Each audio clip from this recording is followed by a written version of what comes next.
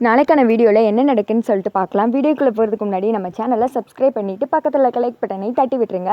Video வந்துட்டு சூப்பராக இருக்குது. சரி வாங்க வீடியோக்குள்ளே போகலாம். ஃபஸ்ட்டு சீனில் வந்துட்டு ஐஸ்வர்யா போய் நான் தான் ரியான்னு சொல்லிட்டு சிப்பு வாங்குறதுக்கு ரெடியாக இருக்காங்கல்ல. அந்த நேரத்தில் ஃபோட்டோகிராஃபர் பக்கத்தில் இருந்த கயிறு எடுத்து ஐஸ்வர்யா வந்துட்டு கெட்ட ஆரம்பிச்சிடுறாங்க. டே விட்றா விட்றா அப்படின்னு சொல்லிட்டு இந்த திக்கு ஐஸ்வர்யா கத்திட்டு இருக்கா. அதே சமயத்தில் அந்த திக்கு ரியாக்கா பயம் தாங்கலை. என்ன இது நம்ம ஒன்று நினச்சா இங்கே ஒன்று நடந்துக்கிட்டு இருக்கு, போச்சு போச்சு இவன் எல்லாத்தையும் சொதப்பிட்டானே அப்படின்னு சொல்லிட்டு பார்க்க அதே சமயத்தில் கார்த்தியும் கார்லேருந்து வந்துடுறாங்க. இறங்கி வந்துட்டு இங்கே வந்து பார்த்தா யாரையுமே காணும். ஃபோட்டோகிராஃபர் மட்டும் கீழே விழுந்து கிடக்காரு. என்னடா கொடுமை இது அப்படின்னு சொல்லிட்டு காட்டி முறைச்ச மணிக்கே நின்று பார்த்துட்டு இருக்காரு.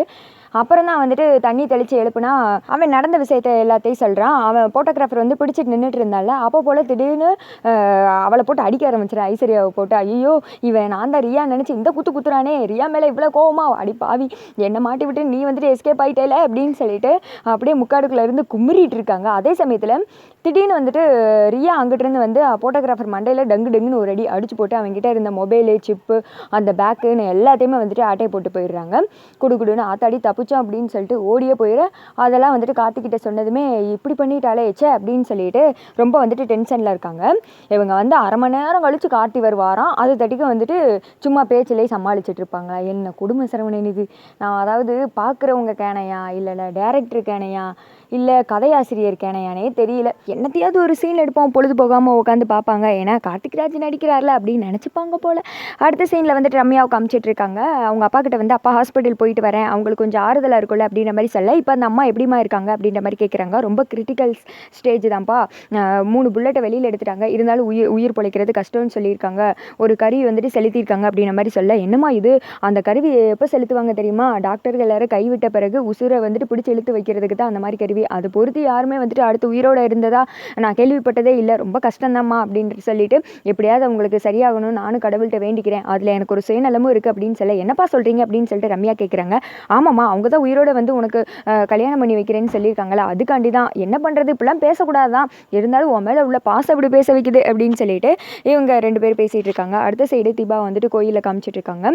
கோவிலில் போயிட்டு தீபா வேண்டிக்கிட்டே இருக்காங்க. எங்கள் அத்தைக்கு எப்படியாவது சரியாகணும், அந்த பரிகாரத்தை நான் பண்ணணும் அப்படின்ற மாதிரி வேண்டிட்டு அங்கே இருக்கிற சுவரோரமாக வந்துட்டு உட்காந்துருக்காங்க. அப்போ போல் ரம்யாவும் அந்த இடத்துக்கு வர்றாங்க. வந்ததுமே என்னடி தீபா அப்படின்னு சொல்ல ரம்யா அப்படின்னு சொல்லிட்டு ரொம்ப பயங்கரமாக ஃபீல் பண்ணி அழுக ஆரம்பிச்சிடுறாங்க. எதுக்கு தீபா அழுகிற அப்படின்னு சொல்லிட்டு வந்துட்டு ரம்யா கேட்க அத்தைக்கு வந்துட்டு ரொம்ப கஷ்டம்னு சொல்லிட்டாங்க, உயிர் பிழைக்கிறது எனக்கு என்ன பண்ணுறதுனே தெரியல, வேறு வழியே இல்லை, இந்த கருவியெல்லாம் செலுத்தியிருக்காங்க அப்படின்னு சொல்ல சரி நீ எதுவும் கவலைப்படாத அப்படின்னு சொல்லிட்டு ரம்யா ஆறுதல் சொல்லிட்டு இருக்க. நான் அந்த பரிகாரத்தை பண்ணணும், நீ தான் எப்படியாவது என்னை அந்த சாமியார்ட்ட கூட்டு போகணும் அப்படின்ற மாதிரி சொன்னதுமே அதெல்லாம் வேணாம், நீ என்ன பைத்தியக்கார மாதிரி பேசிகிட்டு இருக்க, அந்த சாமியார் தான் ஏதோ சொல்லிட்டு இருக்காருன்னா உன் உயிரை பணைய வச்சு இப்படி பண்ண போறியா, உங்கள் வீட்டில் எல்லாரும் என்ன சொல்லுவாங்க, கூட்டு போய் இப்படி ஆத்தோட ஆத்த அமுச்சு விட்டு வந்துட்டான்னு எனக்கு அந்த கெட்ட பேர் உருவாக்க பார்க்குறியா அப்படின்ற மாதிரி சொல்ல ப்ளீஸ் அம்மோ அத்தை உயிரோடு இருக்கிறதுக்கு இந்த பரிகாரம் பண்ணணும்னு சொன்னால் அதையே நம்ம விடணும், அதையும் வந்துட்டு பண்ணி பார்த்துடலாம்ல அப்படின்ற மாதிரி சொல்ல கிறுக்கு மாதிரி பேசாத தீபா, இதெல்லாம் எனக்கு உடன்பாடே கிடையாது, நீ என்னோட ஃப்ரெண்டு, நீ நல்லா இருக்கணும் அவ்வளோதான் பார்த்துக்கோ அப்படின்னு சொல்லிட்டு விறுவிறுன்னு கோவமாக அங்கேருந்து போகிற மாதிரி ஆக்ட் பண்ணுறாங்க.